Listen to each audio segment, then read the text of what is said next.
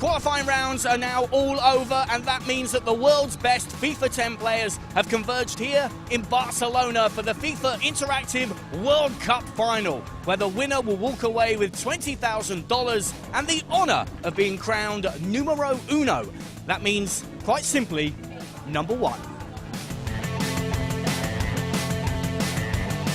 It's very hard to represent Brazil, the soccer country, you know. This year is my last chance, and I want to bring the title to my country. It's my dream. I need to do that. It's my dream. Le fait de jouer championnat du monde, on se dit qu'on arrivait au summum, donc maintenant il faut arriver avec tout ce qu'on en dit, que ce soit l'argent à remporter, c'est énorme, donc plus ou moins après. Just pleased to be here in sunny Spain, so it's just a very good experience. I don't think any country's won it more than once yet either, so potential for have a second champion there today.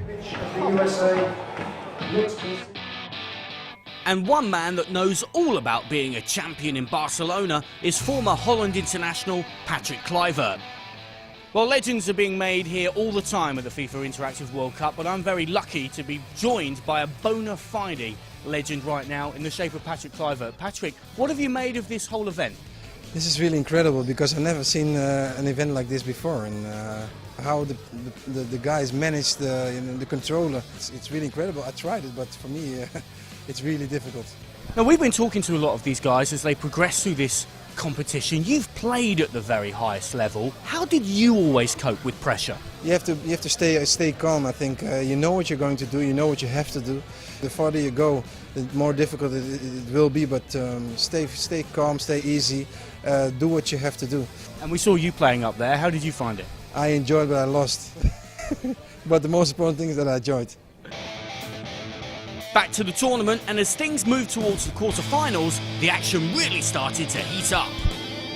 Danny Taylor through to the semi-finals in dramatic fashion. Danny, talk us through that game. Well, in the first half it was quite tight, you know, there was just goals going either way. And then to score in the last second was absolutely phenomenal, it was unreal. When you got that goal to put you ahead, it looked as though it meant so much to you. What was going through your head then? It was just crazy because the last 2 years I've lost to like late goals and late round, like at the end of quarter-finals. I can't explain how good it felt. But Danny, let me tell you, you've done us proud because UK hopes now rest solely on you. No pressure. Into the semis, and it looked as though 2009 champion Bruce Granick would make his second successive final, until he came up against 22-year-old American Nenad Stojkovic. Well, we've got our first finalist. It is Nenad Stojkovic. He beat the reigning champion Bruce Granick in a thrilling semi-final. Just talk us through that game. I mean, it started off a little slow. He got a quick goal. I caught him back, and then it was just like it was a midfield battle. You know, who's going to put pressure on who? And then eventually, you know, somebody has to break down.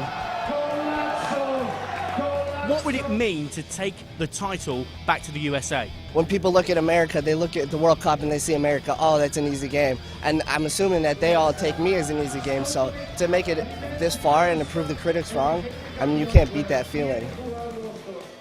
In the other semi, the pressure was too much for England's Danny Taylor, and he saw his title challenge fall to the German competitor Jan Altendag. The English losing in a semi-final to a German has a familiar ring to it, but it's this man who will now go into the final. But what a semi-final. Talk us through that game. Danny ist ein guter Spieler. Ich habe oft gegen ihn gespielt, deswegen wusste ich auch, wie er spielen wird. Aber das Gegenteil wusste er nicht. Er wusste nicht, wie ich spielen werde, weil ich die Formation in letzter Minute geändert habe. Deswegen. And what do you make of your opponent for the final?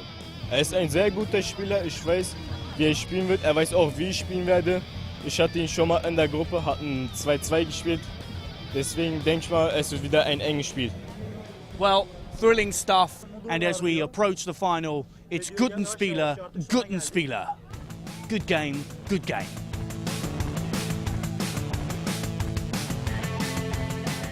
The final has just got underway. Nenad Stojkovic from USA takes on Jan Altendag from Germany. The drama has now reached fever pitch, and as a great commentator once said, it's up for grabs now. After drawing in the group stages of the competition, it looked as though the final was heading for extra time. However, a quick break from Stojkovic gave the American the advantage, and he held on to take the crown, and with it, a check for $20,000.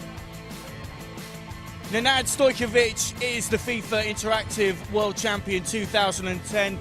Nenad, talk us through that game. It was unbelievable. I mean, it was such a close game. The first person to make a mistake was going to be the one to lose. So, you know, he happened to switch to his defender. He didn't react quick enough, and I happened to put it in. It was just so close. You don't know. You know your hands are shaking. They're starting to sweat. It's coming down to it, and I was able to take my chance, and that was it. It seemed to be a formidable game because neither of you were giving too much away, but when you scored, the relief and the emotion was unbelievable.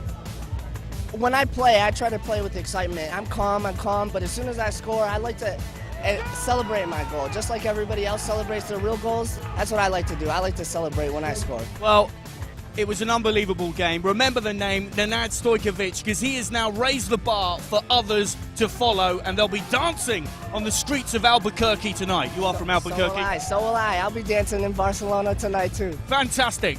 Congratulations. Thank you.